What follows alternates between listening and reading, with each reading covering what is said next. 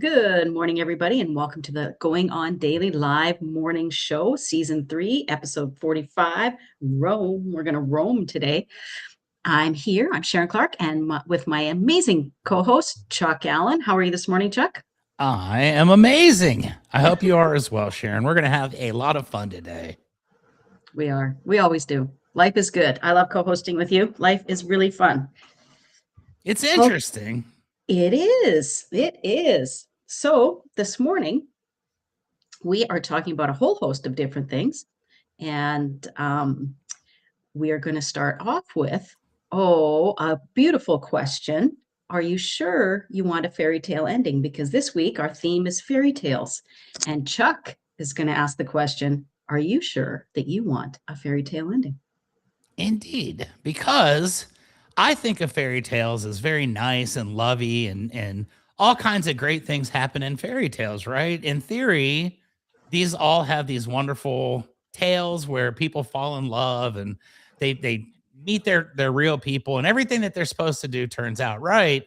But I did a little bit of research on fairy tales the other day, and I came to find out fairy tales have not always been sunshine and rainbows, my friend. Now, back in the early days of the 1600s, the fairy tale. Whoa, what just happened? I know. Why did we get all like, hey, everybody, coming at you live? Woo! Coming at you live, exactly. Fairy tales back in the day had a completely different purpose, and it was more or less like the prehistoric version of the public service announcements, like don't do drugs or don't join gangs or do all this stuff. Yeah. Fairy tales back in the day, this was kind of the warning that they gave to people in that it wasn't so much a children's story in the early days of fairy tales as much as it was a warning in which they discussed several topics, including famine, death, poverty, abuse, and survival. Yes. Because back then, childhood wasn't viewed the same way it is today. No. So the stories did not get softened up for the younger audiences. It was more a cautionary tale to those who were doing bad things. And some examples of some early, I guess we'll call these drafts of some of our favorite fairy tales. Little Red Riding Hood. We love the story of Little Red Riding Hood, right? She's got the whole deal going on and she's doing her thing. This is exactly what happened. Little Red Riding Hood in the initial draft, she was basically destroyed and basically decimated. She was ripped to shreds, as the comment states. Little Red Riding Hood's first venture into storytelling didn't end well. Not a good fairy tale ending for her. Cinderella. We all love the story of Cinderella. She's got to get that shoe on and it's got to fit, and she's going to meet Prince Charming and all that stuff. And as we recall, the stepsisters were a little bit of, they were maybe a little bit of haters back in the day. They were jealous. Mean girls. One thing they didn't show is this was this was kind of the preface to where we are today with people modifying their bodies and putting injections and fillers and all.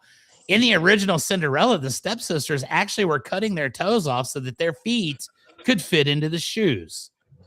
And of course, this had to be cleaned up and changed because we don't want to read that nighttime story to our children and tell them about, the wicked stepsisters that were cutting their toes off so they could get the man. I got a question for you. Yes. So these stories were written by the Brothers Grimm. Indeed.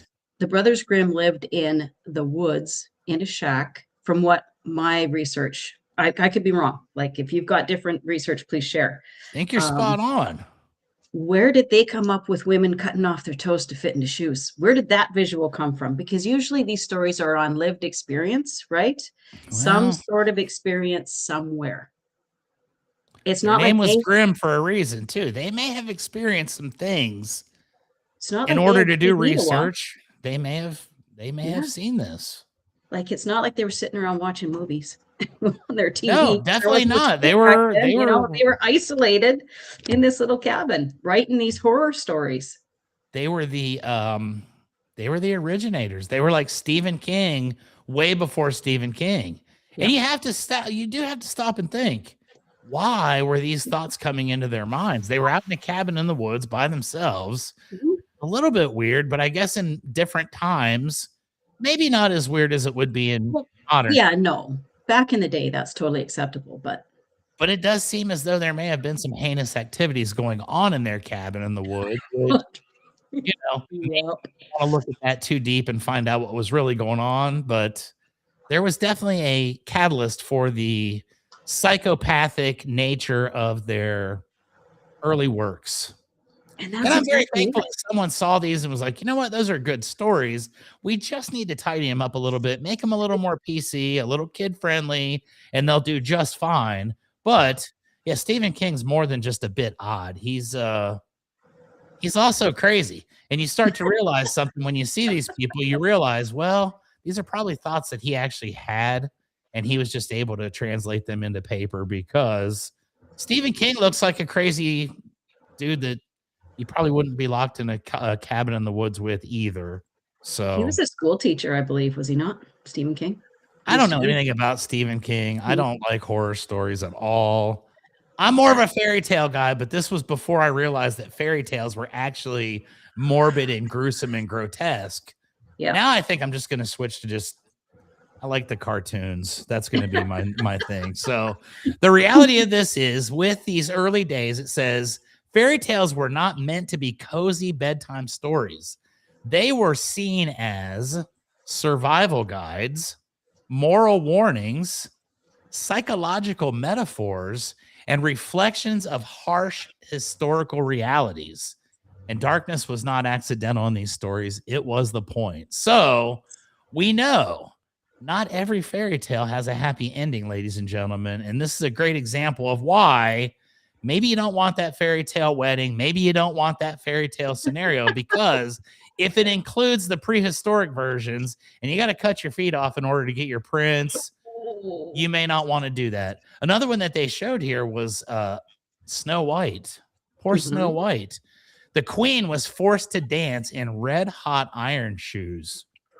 I did not know that. And I do know that there are a lot of extra meanings in some of the cartoons that we come back and watch over the years. But Mhm. now that I know that some of these things are pretty crazy, the moral warnings here for the kids: don't trust strangers. That's right. That's a Don't trust strangers. timeless classic right there. I don't trust strangers to this day. Exactly. Don't wander off. That's pretty good advice in modern times as well. Don't be cruel. Don't Yes. be cruel. I say that's good because if you're cruel, you'll probably end up getting tortured like these children in the books were getting. And the last one is don't disobey your parents. And I know that there's a reason there, and that's because same thing.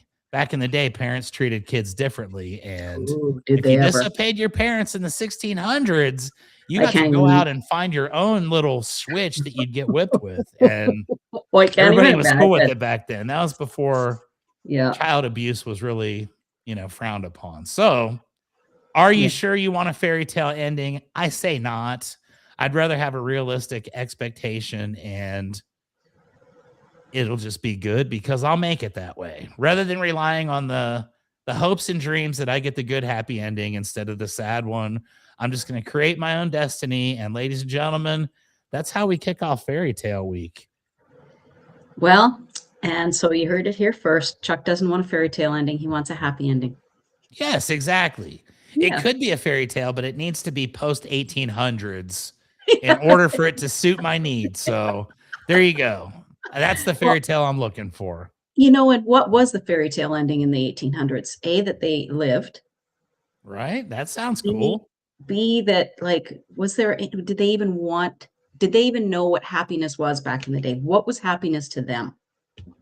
I bet happiness to them was you go out to the horse and carriage, the horse has some new shoes on it. Maybe you got it shined up for the week. You're getting ready to ride into town and, buy some groceries or do whatever you do. And life is just good. You don't have to worry about what's on social media back in the day. You Yes. don't have all this stupidity going on like we have now. And I'd be willing to bet that life in the 1800s was pretty darn cool. You think? Because it'd be pretty darn harsh. It'd be cold. They're living in shacks with no insulation and oh, Yeah, I mean, you got freezing to to death. trade off a little bit of good for bad, right? I mean, I think I would live in a house with no insulation that was cold in exchange for not having social media anymore. I'd be Okay. willing to do that Okay. in my life. I'd be willing to. I actually am not far behind you because I would, so getting rid of all the social media platforms wouldn't bother me in one iota. Would not even can live I guess without it. I need to keep them now because I do use them for advertising for my business. So without it, Well, you there's guys that. wouldn't know to call Rio Blanco Roofing and Restoration, San Antonio's finest roofing and restoration company. So social media is still important, but I'd get rid of all the bad stuff on social media. I would go back in time if I could and I would recreate Facebook, but I would make it to where it's like happy all the time instead of everybody arguing and being mad, which I think was the ultimate design. And I think it's accomplishing exactly what it was meant to do, which is everybody having an opinion and everybody hating those with other opinions that don't match yours. And I think I could go back and change that. I am pretty good at that. Yes, If you're in definitely. San Antonio, that is. Well, and surrounding areas, I would imagine. Rio Blanco Roofing services surrounding areas to San Antonio It when the does need say San arises. Antonio and Central Texas, so you would be There you go. correct. There you go. I love it. Perfect. Anyway, there we go. Fairy Tale Week. Very Off to a great start. I get to what a start off great these way. weeks a lot, and when I start them off, I usually start them off with something kind of weird, and then all the other hosts for the rest of the week get to rein it back in and make it seem normal again. Well, no, because I'm going to take it and run with it. My segment about fairy tales is very much down along the lines of what you did. So we're going to continue that trend today. Great Okay, minds think so alike. absolutely. Fools seldom differ, but that's okay. We won't, that's not us. Anyways, we're going to pay some bills now. This is the Going On Daily Morning Show. You can watch us live on Kick, YouTube, and Rumble at Rhode Island Broadcasting, or you can watch us live at Twitch at RI_broadcasting and X at broadcasting RI. So you've got a plethora of places to watch us live. Choose your favorite one. And you can listen to us on Spotify, Red Circle, TuneIn, iHeartRadio, Amazon Music at RI Broadcasting. And also at MeWe, TikTok, LinkedIn, Blue Sky, Gab, Parler, Space, hey, Patreon at RI Broadcasting. So lots and lots of platforms on all the platforms. But the most important one, people, and we can't stress this enough, is follow us on Facebook at Going On Daily Morning Show. You can find us at Going On Daily Morning Show on Facebook. We would love to have you follow us. We've got a lot of good things happening there. And be part of the Going On Daily family. We would really, really like that. It's a family vibe at the Going On Daily Morning Show on Facebook. And you can also support the show. Give us your 2 bits, give us your 3 bits, give us your bit at rhodeislandbroadcasting.net. And at rhodeislandbroadcasting.net, you can vote for our monthly Hall of Fame. So this month it is 90s shows. So our choices this month are Twin Peaks, The X-Files, Buffy the Vampire Slayer, Oz, and ER. If you like a little McDreamy, go for your ER. You can also, our producer says the X-Files are crushing it with 70%. So the X-Files way ahead right now. So get on there and vote, people. If you like Twin Peaks, Buffy the Vampire Slayer, Oz, or ER, have your voice heard. Let them win the Hall of Fame this month. So you can also vote by using the QR code. And Chuck and I have both used it live on air last week. Kyle used it live on air as well. It literally takes 10 seconds. You know how to use a QR code. Get your phone up there and then just choose what you like. It takes you right to the website. Choose the Hall of Fame of your choice, and boom, done. 10 seconds. Actually takes less time to do it than it just did for me to explain it. It truly does. And now I know I've been very unlucky the last several months. None of my picks ever seem to make it into the Hall of Fame. I think now this is just between us, okay? We won't tell anybody about this, but I think I'm going to go today to the QR code. I think I'm going to vote about 50, 60 times for Buffy the Vampire Slayer. Okay. And I'm going to see what happens. If 50 or 60 votes doesn't win it for Buffy, then we know that literally millions of people are voting every month. And we appreciate that. But I just want to win once. I have not had any of my picks win yet. And I feel like I've had some really good ones. So very disappointed. None of mine have won either. We're probably voting for the same things. But if you want to go to our website and vote online, you can go to rhodeislandbroadcasting.net, and you can see other shows that are shown on there as well.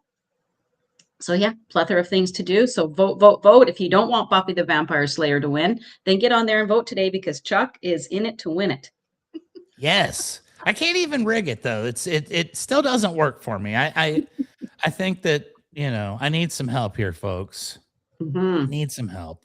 Yes. If you've ever seen Buffy the Vampire Slayer, it stands above this crowd right here. Even though these are all amazing programs, Buffy the Vampire Slayer was one. I'm not surprised the X-Files is winning, actually. I thought maybe ER would be a little bit more competitive as well, because that was a pretty popular show. I remember ER. I remember the X-Files a little bit. I don't really remember Twin Peaks at all. It's a restaurant down here in Texas, Twin Peaks. Is it? Yeah, it's kind of like Hooters.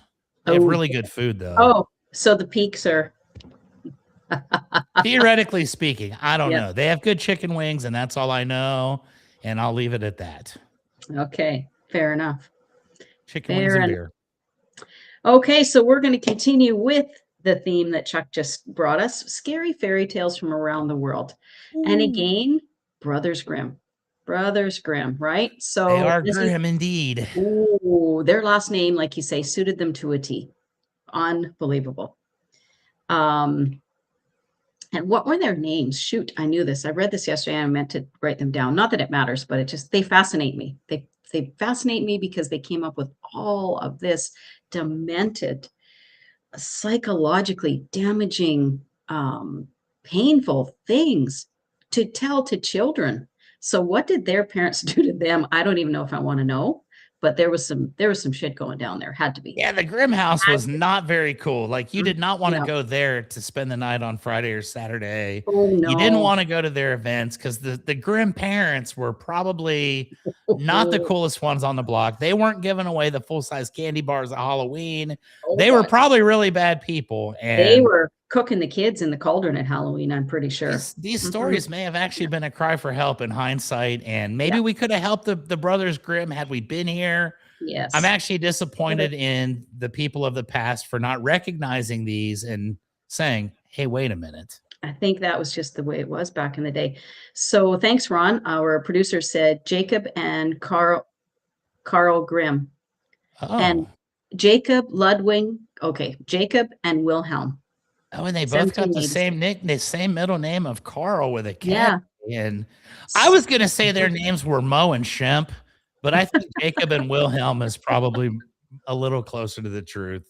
It's good that we have a research team here at Going On Daily. Absolutely. I don't have that on my podcast, so I just make stuff up sometimes. And you got to go with the flow, right? You got to do it. Definitely don't take my podcast for like its word on everything. Some of that stuff may be fabricated. The God's honest truth, but nothing fabricated about the amazing Rio Blanco roofing. No, absolutely not. That is not fabricated. It is 100% documented. Okay, so the Brothers Grimm, as you said, wrote Cinderella, Snow White, Hansel and Gretel. Ooh. Little Red Riding Hood, Sleeping Beauty, Rumpelstiltskin, The Frog Prince, Rapunzel. So they also wrote some other little known fairy tales that didn't get picked up, and I'll let you guys decide whether, this should have been picked up or if it could have been made funny or anything. So, or made not funny, but, let's try to make these funny. Yeah. Let's see what we can do here. What's the lesson we could learn from these? So the mouse, the bird, and the sausage. This is what Germany. This was from Germany. This was by the Brothers Grimm. So a mouse, a bird, and a sausage became roommates and shared the household tasks. One of these things, my friends, is not like the other, right? Clearly. Definitely the bird. Bird's the word. Got a bird, bird's the word. So, they personalize, they humanize the sausage, right? So whatever, it's a fairy tale. And it turns out the sausage is a talented cook. I mean, interesting twist. yeah, exactly. Who saw that coming? But, clearly they like sausage. So in each roommate fulfills an important household function. The bird flies around looking for wood. The mouse carries the water, starts the fire, and sets the table. So the mouse is a hard worker, right? It's doing a lot of heavy lifting there. The sausage is the cook. So all the sausage has to do is cook something once the fire's ready to go. But the bird, that bird goes out and meets another bird who mocks him.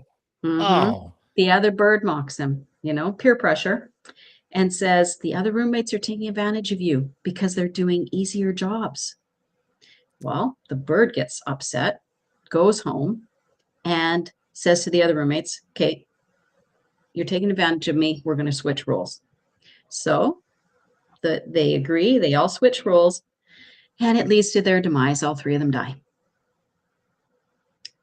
So what do you think the moral of the story was there? Don't listen to mockingbirds because they don't know what the hell they're talking about. Mockingbirds. That is what I think. That's terrible. Don't listen to outside sources because that is a tremendous lesson. That probably should have been a mainstream title. Stay in your lane. Do what you're good at. Don't succumb to peer pressure. Right? Exactly. And I would like to know what ended up happening, everybody's ultimate demise. Like, don't you think it'd be a strange twist of fate if they ended up eating the sausage that was the one that was actually, they made the sausage cook itself and then they ate it. Yes. And then they we died go back to the demented dark days. And that's exactly it. I think that's what I was thinking too. It doesn't say how they died, but if they cooked the sausage and ate it and then died because they were a mean mouse and a mean bird, then yeah, that would be fitting. But can you imagine? They deserved it. Back in the day, that's what in Germany, they all died. Stay in your lane. Stay in your lane. Very valuable lesson. We can still relay that today. And you think about it, the sausage was the most emotionally stable one in the house. It was the sausage. Of course. Like, think about that. I would have never second guessed the sausage under any circumstance. That's actually a life lesson that I live by today. Like, sausage is always the answer. Well, Chuck, it can be on a lot of levels. Yes. Yep.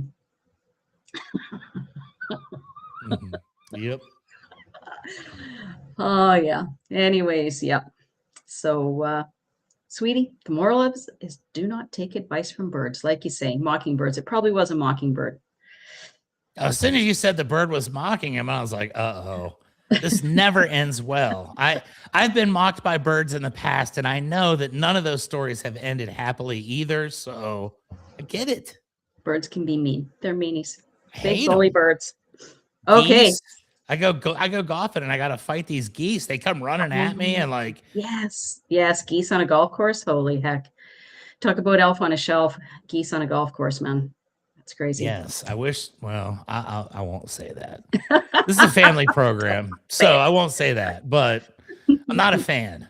Wish they would migrate to somewhere else or stay in their lane. They need to stay in their lane and stay because they're always by the, little pools of water. That's probably why I have issues with them at the golf course, because I'm usually by the pools of water myself. My golf ball usually ends up right on the cusp of evaporating into thin air. And this is where I get to meet all the wildlife. There's snakes and coyotes and all kinds of cool stuff out there. Coyotes are okay. You can see them coming. Snakes, no, thank you. No, thank you. Yeah, you would think here in Texas, I don't see snakes as much as I thought I would when I moved here. I saw more snakes when I lived in North Carolina by far. Wow. And I'm okay with that. I mean, wow. If we could eradicate all the snakes from Texas like they did in Hawaii, that would be awesome. Did they eradicate all the snakes in Hawaii? There are no snakes in Hawaii. None. Not a single snake. How did they do that? I have no idea, but that's what I love about Hawaii. Wow. When I went there back in 2017, they're like, there are no snakes anywhere in the entire Hawaiian Islands. Yeah, I never saw one, so I was like, As if we needed another reason to visit Hawaii. There we go, Right? folks. No snakes. You heard it here first. I would totally live in Hawaii if I got the opportunity. Yeah. That's what a lot of people say. Once you go there, they just don't want to go anywhere else. I almost died there, and it would have been all right. It would have been okay if I died when I was in Hawaii. Wow. I wouldn't be sitting here with you right now, No, but that would have made me sad. I would have, I would have been dead for like 18 years or whatever by now, Yeah. but still, it would have been cool. You were doing something you loved, I guess? No, not really. I was doing something I absolutely did not want to do, which was I jumped off of a cliff. Ooh, And man. I was on a cruise, and I don't mean to go on a tangent here, but I will tell you the Yeah, story because I almost died.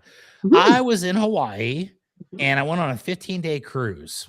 Okay. And so the first 5 days, you're like full of excitement and this is going to be awesome. All the people on the boat are still really cool for the first 5 days because you're anticipating that you're going to Hawaii. Yes. Everybody's happy. Everybody loves it. We're great. The energy is awesome. The food's good. The second 5 days, you're actually at the Hawaiian Islands. So every night you would go throughout the night and you'd end up in the morning at a different island, right? Yep. And that's cool. So we were going to go to Maui. Okay. I love Maui. But I started shooting my mouth off. And I was by far the youngest person on this cruise ship. It was a weird dynamic. Like I went there, but I was like by far the youngest person. It was a upscale cruise line and it was cool. But I start running my mouth about halfway through this trip about how, I'll do the cliff diving and this and that. Well, people were actually listening to me, and I didn't realize this when I was saying it. So we get to this area where the cliff diving is, and I got all these elderly people. And by this point, it'd been like, 10, 11 days that we'd been out there. And I made some friends on the boat. So they were, we want to see Chuck jump off the cliff. And I don't know if it's because I became their friends or they were just annoyed to the point where they're like, throw this idiot off the cliff, right? So I got to get on this cliff diving thing. And I tried my hardest to make it look like I was being a gentleman, but I was really just kind of scared. And I'm like, oh, I don't want to waste everybody's time. Y'all came here for vacation and nobody came here just to see me do this and take. And of course they're like, no, Chuck. And I'm like, okay, I guess I got to do it. Yeah. So I walk to the edge. It's like 40 feet down. It's far. 40 feet's way further than it seems. Oh, yeah. And I'm still okay with it because I'm like, well, it's Hawaii. This is a one-time deal. I jump down, or as soon as I'm getting ready to jump, this kid that goes before me starts drowning in the water. The guard or whatever, the tour guide has to jump in and like save this dude. He's crying and screaming and I'm like, oh God, like, okay, that sounds like pretty bad. So now they're like, all right, Chuck, now it's your turn. Great. This is a motivational speech like I did not need. This kid is still screaming and crying and all this. And now it's my turn to jump. Sounds like the Brothers Grimm wrote it. Holy cow, right? So something you don't think about when you jump 40 feet and you weigh 220 pounds, when you hit the water, you go down really far. Mm-hmm. Now, I'm not prepared for this in my mind because I've never jumped off a 40-foot cliff. I don't know what to expect. I do a pencil dive because I didn't want to hurt my head. Mm-hmm. I was willing to break my spine and my legs and all that, but I didn't want to hurt my head. Yeah. So I jump and I don't realize, okay, when I hit the water, somewhere between the jump and the water, I exhale. Oh, no. So I'm going into the water with no air in my lungs, and I start going down, down, down, down, down. And you get far, far down, but there's nothing to ever spring back up because you never hit the bottom. So I've got no air in my lungs. I'm probably 25 feet below the surface, and I start freaking out. Mm-hmm. And I think I'm going to die. And I'm like, trying to get to the top, and I'm hyperventilating, and like I saw my whole life pass before my eyes. This must have been 10 seconds, maybe not even. But I thought I was dead, right? And I start panicking, and I'm, I get to the top and I'm doing the whole, and I get out and everybody's like, oh my God, are you okay? And as soon as I was done, you know what happened? The guy that's supposed to go behind me said he didn't want to go, and they completely allowed him to not do it. So I think they wanted me to drown. I think they were encouraging me to No, lose my breath and no, stop no. with my nonsense. But I did almost die in Maui jumping off a cliff. And I don't know what that has to do with anything that we're talking about right now, but there you go, Terrifying folks. experience. Snow snakes. You started with the no snakes. Yeah, there were no snakes in Hawaii, and I ended up almost dying. So Wow. there you go. Well, we're glad. We're glad you didn't. And no, Did you I did learn not learn anything? anything. I would probably do the same thing again. Only maybe I would not let all my breath out before I hit the water next time. But when you're going down, you're thinking about hitting the water. I can see how you would, because you're not thinking about take a big breath in and hold it. You're like, okay, It was a very sketchy yeah, situation that I don't recommend to any normal people. If you're yeah, crazy, you probably do that stuff all the time, like jumping out of planes and stuff. Jumping into a cave is probably not a big deal, but yeah. I No. will never do it again. But I can say that I did it, and And you somewhere there lived. are photos of me jumping off of a cliff. So Very cool. Well, at least the lifeguard didn't have to jump in and save you, so that's a bonus. yeah, exactly, I was able to save myself from that horrible situation, and I'm here today to talk about it all these years later. Excellent. Okay, well, let's go to Russia now. This little fairy tale, back to the Brothers Grimm. This little fairy tale is about never washing. So, in the story of Never Wash, an out-of-work soldier is offered a job by a young devil. He wants him to stop shaving, stop cutting his hair, don't change his clothes, and don't blow his nose for 15 years. Did this So, guy own a roofing company? Just saying. Wah, but wah, but wah. not blowing your nose for 15 years, I don't know. I can't even. That would, yeah. Anyways, the soldier is not bothered. He says, "Yeah, sure, I'll do it. Whatever, as long as he's going to be given money, and he's going to marry um a Tassavina, like the king's daughter." Okay.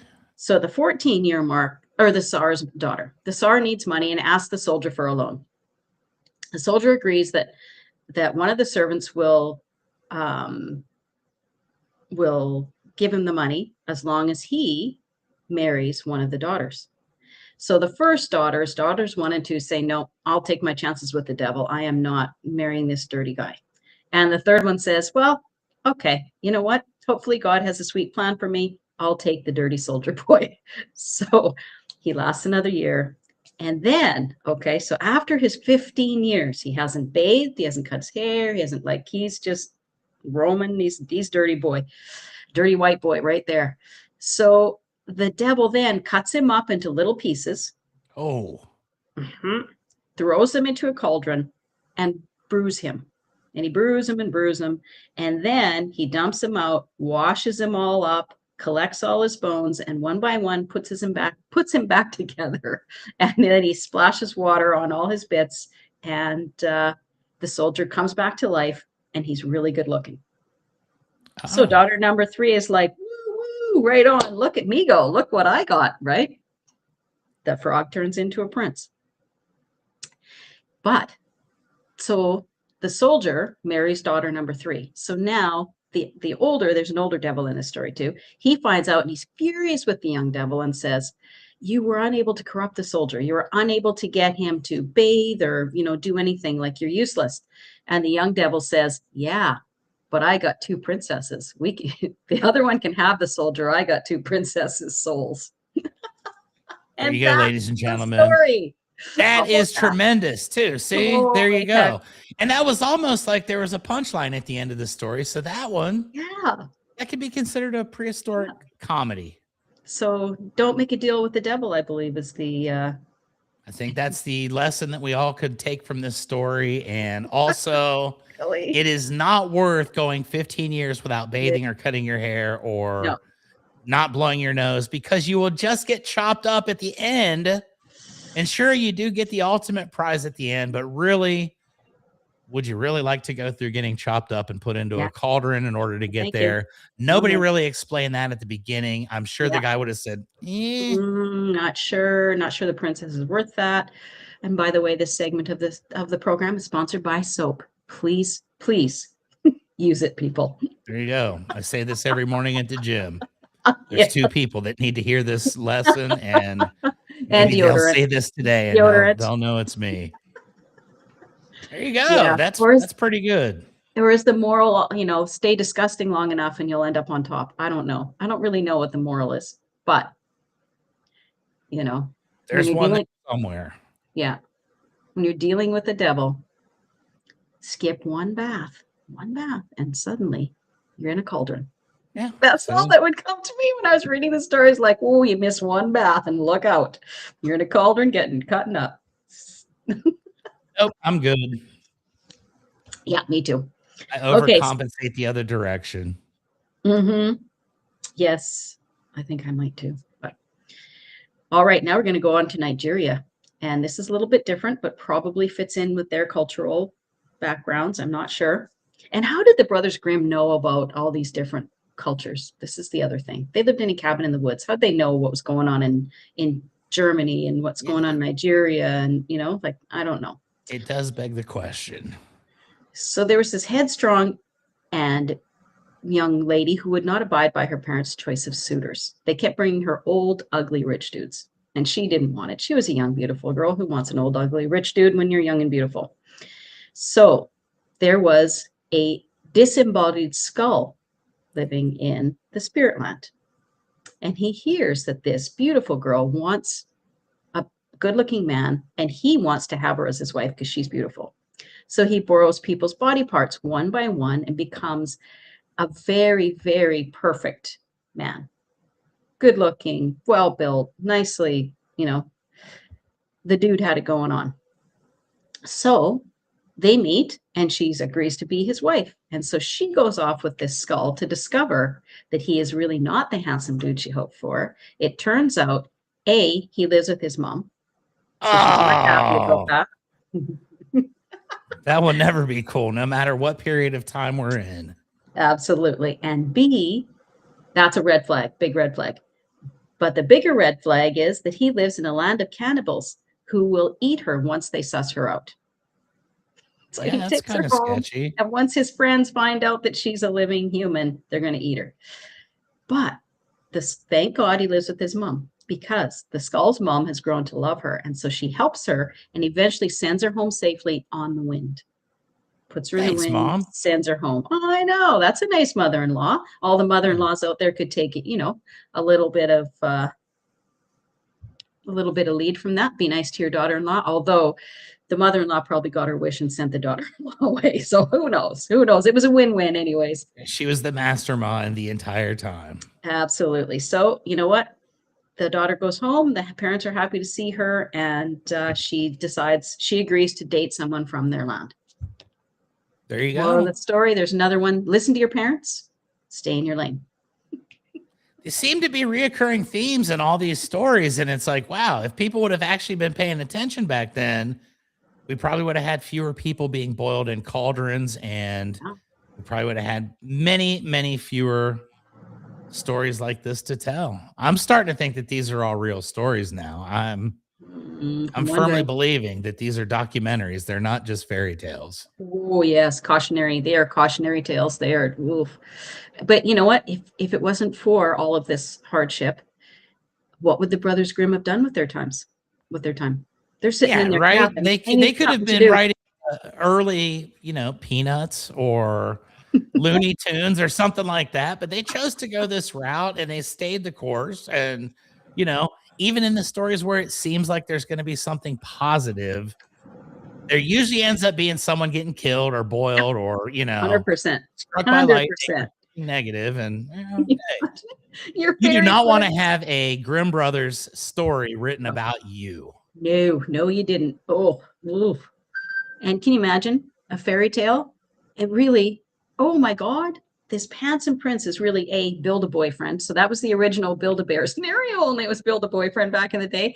And what? You're a skull with carnivores. This is great. Yeah, living with your mom. Oh, living with your mom. Yep. Oh my God. I like that was a detail in this story though, because again, age old. There were grown men living with mom way back in the day, and they were not cold then either. They're not No offense cool to now. anybody that may be watching this that fits that bill. Well, I'm not judging. I'm just saying. no, but it depends on the reason they're living with their mom. Some people move back home. I've known guys who have moved back home and to look after their aging parents. So I they end up, respect that. Yes. yes, they end up living with, because their father, what's happened in the people I've known, their fathers passed away first.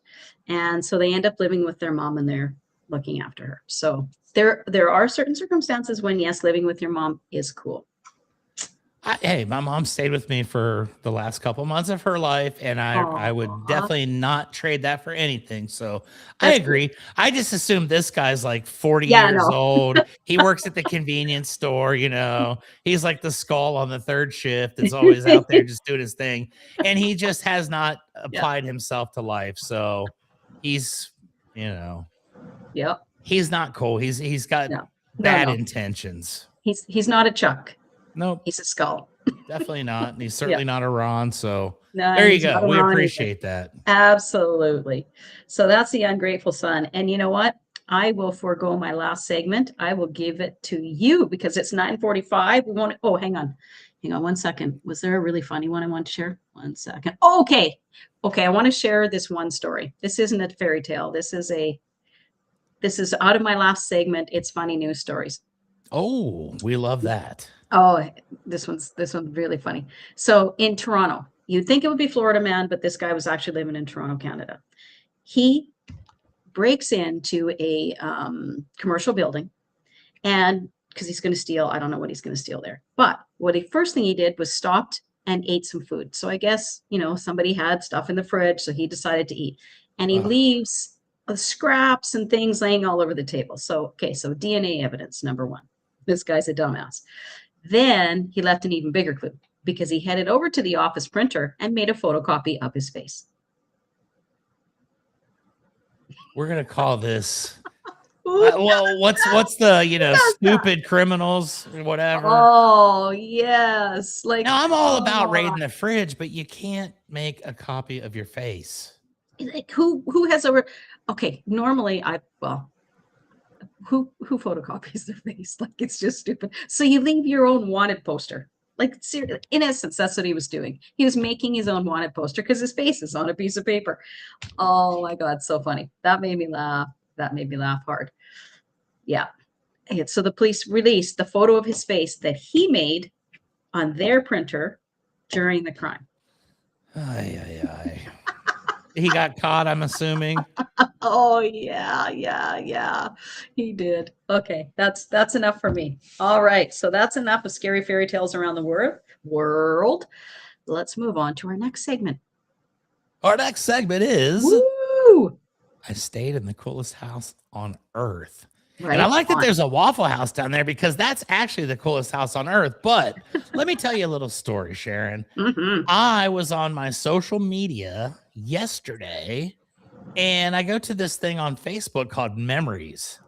And it just shows whatever you posted on your social media account that day. For, I guess it's been like 16 years I've been doing them now. And I was watching mine. And 4 years ago, I was in anticipation of a speaking event that I was going to be doing in a few weeks. And it really triggered a tremendous memory for me. Okay. This event was down in Orlando, Florida. And I got to go down and we stayed in the coolest house on earth for 3 days. And I've got some photos to illustrate why this was the coolest house on earth, but I'll give you a little backstory. Okay. So we were going down there. It was myself, and I think there were probably 8 to 10 other roofing company owners.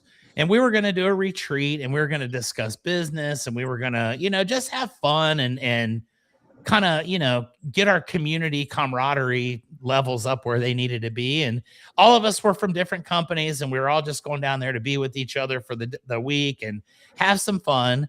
And it was in a house called the Great Escape. And now the Great Escape sounds like it would be like one of those maze type things. And there were 2 rooms of that in there, but the Great Escape, there were multiple Great Escape houses. One of them was themed after like candy and ice cream. And you'd go in there and every room would have its own theme. Okay. The one that we were in was video games and board games. So Cool. I want to share my So screen fun. here to show you a little bit about what we were looking at the Great Escape. Okay, so here we go. These are some of the sites of the Great Escape. Maybe. I don't see it. There we go. There we go. Oh, wow. So this is the Great Escape, right? You go into the house. The first thing you see is the fortune teller. Very cool. This is the Great Escape, okay? And you can tell by looking at it. There's Risk up there and Operation and Twister.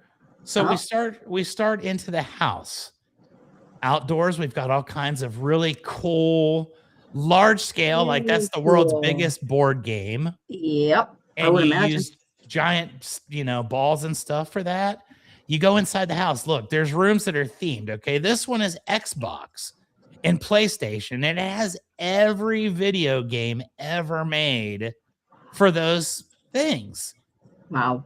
That's incredible. See the Xbox is in there, and you can literally play any game that you want on Xbox. Yes. You can take those games off the walls and play them. They are built into the system somehow to where you don't have to take them off the wall. They all are like somehow already incorporated into the big thing, which is awesome.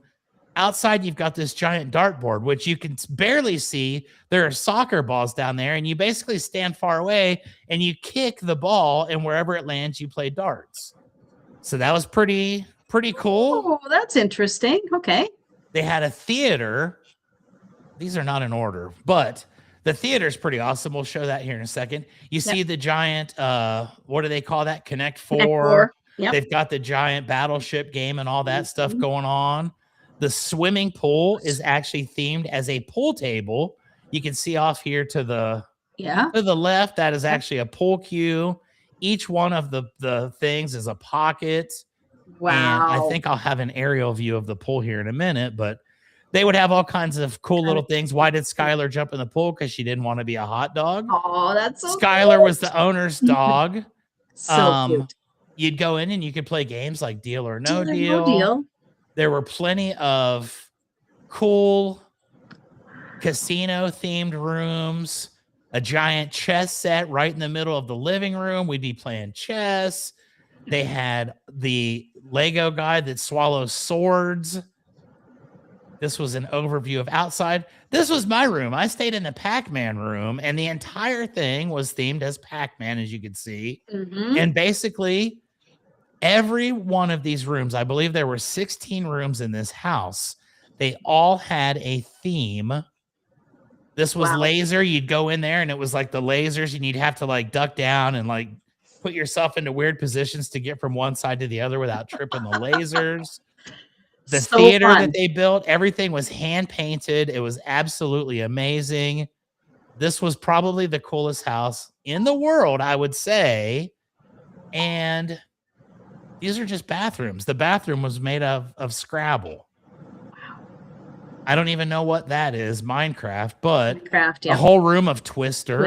Yeah, I wouldn't want to stay in that room. It's too much. Can you imagine? Way too much. It made me dizzy and confused. Yeah. Pac-Man was bad enough. Twister was horrible. This is the laser room. You start on one side and you get to the other. A basic overview of this entire house. You can see the whole thing is just themed. Upstairs, you've got air hockey, you've got pool tables, you've got test of strength. You've got everything that you could possibly need in a home. And then you've got these stupid things, which is the rooms where you have to shut the door and you have to find the clues to get out of. And here's another case, Sharon, where I almost died. We got stuck in this room for like an hour. And there were about 10 or 12 of us that were stuck in the room and we couldn't get out. And I started hyperventilating. And I was almost going to kick the door open, but we ended up calling the guy and he came to let us out. So so in Canada, when you're in an escape room, they cannot lock you in. The law is the door has to be unlocked. I like that law. See, ours was locked. And we were all in the same room together. And it was like, dude, I don't know. But I was panicking from that. And it definitely was not fun. Not like playing Plinko. I don't know if you're familiar with Plinko from the Price is Right, but we had Plinko up there. Why didn't Belinda play to my Great Escape? She didn't feel like being grilled. Ah ha ha. There you go. See, we had Very it going funny. on. We had giant Scrabbles. I actually did a live podcast and we did the World Championship skee ball live on my podcast. And I also went down the water slide. I think we're the only podcast in history to have the host go down a water slide live during the episode. I've got several firsts that I've done with Keeping It Real, but that's one that I'm pretty proud of. And you can see that these were all different themes, different things that you could go out. This is whack-a-mole, but you're a person. You get in there and you stick your head through the hole and people smash you with hammers. Very good. Scrabble. Obviously, you're all getting Z's when you're there. That's the whole point of love it. Sleeping in the Scrabble room. Who Wants to Be a Millionaire was one. I don't remember what this was. I think probably Casino. Yeah. Pac-Man again. Pac-Man was pretty darn cool. And I didn't realize that we got to play and we could win that. But that would have been fun. I don't think we did it anyways. I like that kind of stuff. I would have been focused on that. Absolutely. And I mean, there was enough there. Giant Legos, you could go in there and like you could actually step on the giant Legos and they didn't hurt you. This room was all Operation. You'd have to do the game Operation, and if you did it wrong, it would and the whole thing would start lighting up on you. Battleship. We had outdoor giant live battleship. Very cool. And basically this, I didn't realize I had this many photos of it. This was the coolest house ever. That's the moral of the story. My roofing guys are sending me text messages right now, which I'm sure is probably good news. Probably. That's why they get a hold of you. There you go. How well their day is going. Everything's going great. But that, ladies and gentlemen, was the Great Escape. That's really cool. They had the giant bowling there. My friend actually was in the giant bowling ball and his pants came down. So there's a memory there that I'll always have of Chuck Taylor from Indianapolis falling down and exposing himself to the world. But there you go. The Great Escape. It was very relaxing. We had a wonderful time. And where that, is this located, Chuck? That is in Orlando, Florida. Okay. This guy was our chef. I don't remember his name, but he was cool. And that's my buddy Clint, who in previous episodes was the guy that got me the lessons to go flying. So there you go, ladies and gentlemen. I got to figure out how to get rid of this screen now. There we go. Done and done. Great. So there you go. I stayed in the coolest house in the world, and that only took like 4 or 5 minutes. So you still can do your other topic. It's okay. We only have 4 minutes left. I'd rather discuss the things you did while you're in that house. I did all kinds of crazy stuff. I did like I said, a podcast where I went down the water slide live. I think that's the only time that's ever happened. I also did a podcast one time where we were at my friend in Minneapolis got on his roof. He spent 24 hours on his roof as a publicity stunt. Okay. And I joined in the fray by having a live podcast at 3:00 in the morning from a rooftop in Minneapolis in the middle of the winter. Right so a couple things we've done on Keeping It Real that nobody else has ever done. And the World Skee Ball Championships here at this was also my thing. So it was pretty cool. Why wouldn't your friend do it in the summer? If he lives in Minneapolis, why would he get up there in the middle of winter on his roof? I guess you get more views the more you suffer. I don't know. He's a marketing expert who has since actually opened a roofing company. But he was doing it to market his marketing company, and he'd never been on a roof before that day. Oh my God. So he was literally 24 hours, and it was kind of crazy because he's up there and a little dangerous. Freezing. It was Minneapolis in the winter and icy a little bit too, I would imagine. It was pretty awesome. I'm not going to lie. I woke up at 3:00 in the morning so we could do a live broadcast, and that's one of my favorites of all time. It was definitely unique, but this one at the world famous Parkside Escape House was the same. I had a wonderful time. I got to do a 2-hour speech in front of all the roofing company owners there, and I enjoyed it tremendously. I've been spoiled. My career has treated me well. Good, good. No, you deserve it, Chuck. You're a nice person, for sure. So you deserve all the spoiling that you get. There you go. If Okay. anybody's listening. And where can they find you, Chuck? Where can they find Rio Blanco Roofing? They can find us anywhere that the internet exists. I am on social media like you would not believe. Facebook, Instagram, TikTok, LinkedIn. I'm not on Space Hey, but I'm on everything else, I think, including my YouTube channel, Chuck Allen 210 at YouTube. You can go see over 1,600 videos on my channel, which is pretty crazy. It's impressive. And Rio Blanco, you can find us here in San Antonio, anywhere else in Central Texas, 833 Rio ASAP or rioblancoroofing.net. We would love to be your roofing contractor of choice because we are the best. And that's where you can find me. How about you, Sharon? Where can we find you online? Well, you can find me right now at Holy Shift Balls on Facebook and YouTube and Rumble and all of the platforms that Going On Daily has, because we do our Holy Shift Balls podcast every Thursday morning at 11 a.m. Central Standard Time right here on Going On Daily. Yeah, so this has been a great show. Thank you so much, Chuck. This has been awesome. Always fun to host with you. Always fun. I love it. Yes. This is my favorite part of the day. Now I have to leave and actually drive to Austin, Texas, which is the most horrible place to have to drive to probably in the entire country. And it's because I made a mistake on Friday that I now have to hold myself accountable for, but I'm going to make it happen. So this is definitely the highlight of my day. I appreciate everybody that watches Going On Daily.